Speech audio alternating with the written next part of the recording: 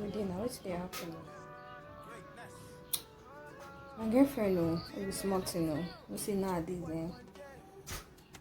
my husband problem, my husband wahala. So my girlfriend come meet me, cause get man now no easy. To even keep her now under big work. She come meet me and say her guy say he won't marry her, but the condition wey the guy dey try talk na say the guy dey do job of 100k for Oyo State, she dey do job of 300k every month for Oyo State. So the guy now dey like tell her make she step down from her own job, so make she for come locate to Oyo State based on say na man, and say na man be. Continue. So me, wetin I just give her na say you no go fit because of job of 300k lose husband, because husband no dey market, everybody hunt for her. So I step down, follow you go.